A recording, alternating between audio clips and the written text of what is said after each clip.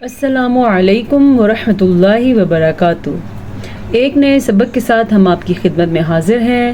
امید ہے گزشتہ سبق کی آپ نے اچھے طریقے سے دہرائی کر لی ہوگی۔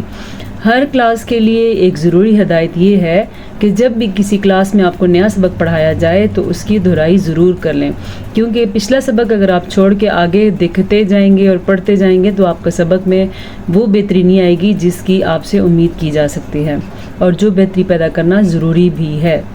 تو چلتے ہیں آج کے سبق کی طرف۔ گزشتہ سبق میں ہم نے تقریباً 12 آیات کر لی تھیں، آج ہم یہاں سے کریں گے۔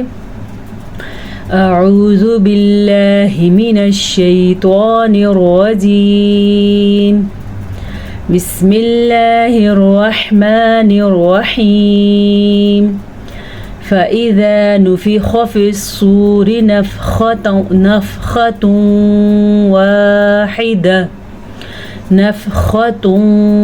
واحدة فَإِذَا، اتنا لمبا اس کو کرنا ہے کیونکہ الف مدہ ہے، الف سے پہلے حرف کے اوپر زبر آ گئی ہے تو یہ الف مدہ ہے، اس کو ہم کھینچ کے پڑھیں گے۔ کتنا کھینچیں گے؟ فَإِذَا، اتنا کھینچیں گے۔ نُفِخَ، خا کو پور پڑھیں گے کیونکہ خا حروف مستعلیہ میں سے ہے۔ حروف مستعلیہ وہ 7 حروف ہیں جو ہر صورت میں پور پڑھے جاتے ہیں۔ وہ حروف کون کون سے ہیں؟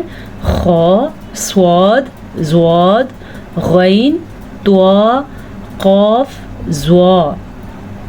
اگر آپ کو آسان الفاظ میں سمجھاؤں پور اور باریک کا فرق تو آپ ایسے سمجھ سکتے ہیں، نفیخ، یہ ہم نے خا کو پور پڑھا، نفیحہ یہ ہم نے خا کو باریک پڑھا، تو یہ غلط ہو گیا، اسی لیے ان حروف کو پور پڑھتے ہیں، اس سے قرآن مجید کی خوبصورتی ہوتی ہے۔ فی الصوری، صاد کو پور پڑھا اور واو کو کھینچ کے پڑھیں گے کیونکہ اس واو ساکن سے پہلے پیش ہے تو ہم اس کو کھینچ کے پڑھیں گے۔ کیسے؟ فی الصوری نفخۃ واحدہ، نفخۃ، کیا جی یہاں پہ پھر سے خا آ گیا ہے، اس خا کو ہم موٹا کر کے پڑھیں گے۔ موٹا اور باریک کے درمیان میں فرق یہ ہے، نفخۃ، نفخۃ یہ باریک ہے، نفخۃ یہ پر ہے۔ اچھا جناب، یہاں پہ ہمارے پاس ادغام کا قاعدہ ہو رہا ہے۔ کیسے ہو رہا ہے؟ یاد رکھیں، نون ساکن اور تنوین کے بعد یا، میم، واو، نون، یہاں پہ ہمارے پاس واو آیا ہوا ہے۔ اگر یا آتا تو بھی ادغام بالغنہ کا قاعدہ ہو جاتا، اگر نون آ جاتا یا میم آ جاتا تو بھی ادغام بالغنہ کا قاعدہ ہوتا۔ فی الحال یہاں پہ ہمارے پاس واو ہے تو یہ کیسے ہوگا؟ نفخۃ بالغنہ، غنے کے ساتھ، واحدہ۔ اس الف کو ہم کھینچ کے پڑھیں گے کیونکہ الف سے پہلے حرف کے اوپر زبر ہے تو یہ کیا بنا؟ الف مدہ۔ اگر آپ کا قرآن مجید کا تلفظ کمزور ہے تو آج سے ہم بہت تھوڑا سبق پڑھیں گے اور انتہائی ڈیٹیل کے ساتھ پڑھیں گے تاکہ آپ کا کمزور سبق بہتر سے بہتر ہوتا جائے۔ بس آپ کو توجہ دینے کی ضرورت ہے۔ اب یہاں پہ کس چیز کو توجہ دینے کی ضرورت ہے؟ ایک تو الف کو کھینچ کے پڑھا، دوسرا آپ نے ایسا نہیں کرنا کہ اس کے آگے الف ڈال دیں جیسا کہ عام طور پہ لوگ کرتے ہیں، نفیخا ایسے پڑھ لیتے ہیں۔ آپ نے یہ غلطی نہیں کرنی، نفیخا، نفیخا، بس اتنا سا اس کو پڑھنا ہے، اس سے زیادہ طویل نہیں کرنا۔ فی الصوری، اب غلطی کیا کرتے ہیں لوگ؟ باقی جو پر پڑھنے والی چیزیں ہیں یا غنہ کرنا ہے یا لمبا کرنا ہے وہ میں نے آپ کو بتا دیا۔ اب جو چیزیں نہیں کرنی چاہیے اور عام طور پہ لوگ کرتے ہیں میں آپ کو وہ بتاتی ہوں۔ فی الصوری، اچھا عموماً لوگ اس کو پڑھتے ہوئے کیسے پڑھتے ہیں؟ فی الصوری، یہ انتہائی غلط ہے اور یہ بہت بڑی غلطی ہے۔ آپ اندازہ بھی نہیں کر سکتے کہ یہ کتنی بڑی غلطی ہے، کسی لفظ کو خود بخود ہی لمبا کر لینا، ٹھیک ہے؟ اچھا، فی سوری بھی نہیں پڑھنا آپ نے کیونکہ یا پہ تو کچھ نہیں ہے تو فا جو ہے ڈائریکٹ سواد کے ساتھ جڑ جائے گا تو اس کو ہم پڑھیں گے فی سوری۔ اور باقی واحدہ ادا کرتے ہوئے آخر میں ہا کی آواز ضرور آنی چاہیے۔ یہ تو میں آپ کو پہلے بھی بتا چکی ہوں، جب آیت وقف کے دوران وقف کرتے ہوئے گول تا آ جائے تو وہ گول تا گول ہاں میں بن جاتی ہے، تو اس کو کیسے پڑھیں گے؟ واحدہ، ہا کی آواز بھی آنی چاہیے۔ ایک اور چیز جو ہے، کل کسی نے مجھ سے کامنٹ سیکشن میں پوچھا تھا کہ ہا اور ہا میں کیا فرق ہے۔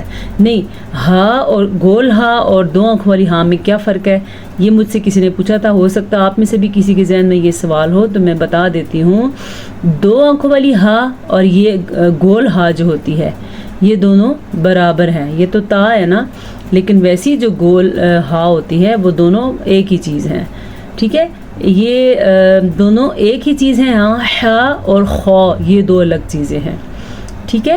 اگر کسی کے ذہن میں بھی یہ سوال ہو، اور کل جو کسی نے پوچھا تھا، تو ان کے لیے میرا جواب ہے کہ گول ہا اور 2 آنکھوں والی ہا یہ دونوں ایک ہی چیزیں ہیں، ان دونوں میں کوئی فرق نہیں ہے۔ بس یہ لکھنے میں کبھی کبھی ایسے آ جاتی ہے اور کبھی کبھی ہا کی صورت میں آ جاتی ہے، جیسا کہ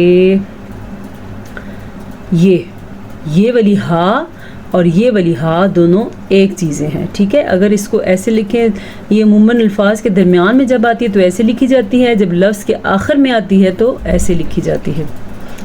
وَحُمِلَتِ الْأَرْضُ وَالْجِبَالُ فَدُكَّتَا دَكَّةً وَاحِدَةً۔ وَحُمِلَتِ الْأَرْضُ، ہا کا تلفظ جو ہے اس کو دیکھ لیں آپ نے کیسے پڑھنا ہے، ہا۔ وَحُمِلَتِ لام کو لمبا نہیں کرنا، میم کو لمبا نہیں کرنا، اس کی مقدار اتنی ہی ہے جتنی میں آپ کے سامنے پڑھ رہی ہوں۔ وَحُمِلَتِ، عموماً لوگ کیا پڑھتے ہیں، وَحُمِلَتِ ایسے پڑھ لیتے ہیں، بالکل غلط ہے۔ وَحُمِلَتِ اتنا ہی لمبا کرنا، اس سے زیادہ لمبا کرنا جائز نہیں ہے۔ اَرْضُ، را کو ہم پور پڑھیں گے کیونکہ را ساکن ہے اور اس سے پہلے حرف کے اوپر زبر ہے۔ را کی جو پور پڑھی جانے والی صورتیں ہیں، میں اس کے لیے ایک الگ سے ویڈیو بھی بناؤں گی انشاءاللہ۔ یہ صورت مکمل ہو جائے تو را کو کن صورتوں میں پور پڑھا جاتا ہے، یعنی کہ موٹا کر کے پڑھا جاتا ہے، اور را کو کن صورتوں میں باریک کر کے پڑھا جاتا ہے، اس بارے میں میں آپ کو ڈیٹیل سے ویڈیو بنا کے انشاءاللہ قواعد سکھاؤں گی۔ زواد کو پور پڑھیں گے کیونکہ زواد حروف مستعلیہ میں سے شامل ہے۔ والجبال، یاد رکھیں لام کو آپ نے غلطی سے بھی لمبا نہیں کرنا، ایسا نہ ہو آپ اس کو پڑھ لیں والجبال، نہیں، والجبال، ٹھیک ہے۔ فدکتا دکتا، فدکتا نہ پڑھ لینا کیونکہ فدکتا تا کے بعد الف بھی ہے تو یہ الف پڑھا جائے گا۔ فدکتا اتنا لمبا کرنا ہے۔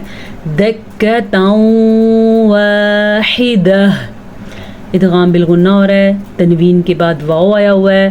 پہلے بھی ہمارے پاس تنوین کے بعد واو تھا، یہاں پہ بھی ہمارے پاس تنوین کے بعد واو ہے۔ یہ نون ساکن کے بعد بھی ہو سکتا ہے، اور نون ساکن اور تنوین کے بعد یا بھی ہو سکتا ہے، میم بھی ہو سکتا ہے، اور نون بھی ہو سکتا ہے، تو وہاں پہ ادغام بالغنہ ہو جاتا ہے۔ فَيَوْمَئِذٍ وَقَعَتِ الْوَاقِعَةُ، فَيَوْمَئِذٍ ادغام بالغنہ ہو رہا ہے، تنوین کے بعد پھر سے واو آیا ہوا ہے، یہ ہے تنوین اور یہ ہے واو۔ وقعاتل نہیں پڑھنا آپ نے، وقعاتل، قاف کو بھی اتنا لمبا کرنا ہے اور عین کو بھی اتنا ہی لمبا کرنا ہے۔